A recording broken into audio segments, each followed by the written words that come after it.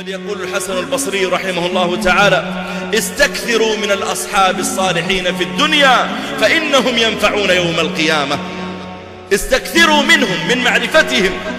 قيل له: كيف ينفعون؟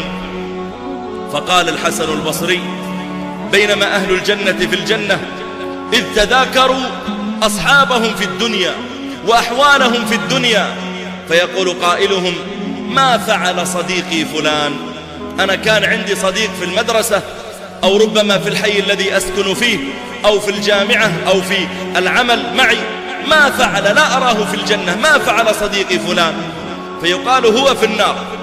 فيقول هذا المؤمن: يا ربي، لا تكتمل لذتي بالجنة إلا إذا كان معي صديقي فلان.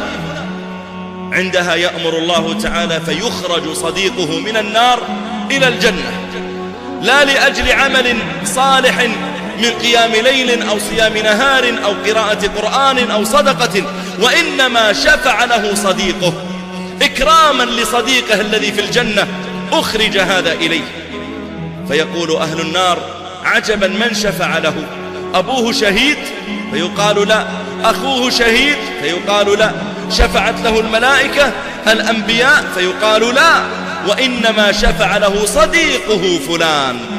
عندها يقول أهل النار: فما لنا من شافعين ولا صديق حميم، فلو أن لنا كرة فنكون من المحسنين. يا ليتنا نرجع إلى الدنيا لنعيد النظر في أصحابنا. بسم الله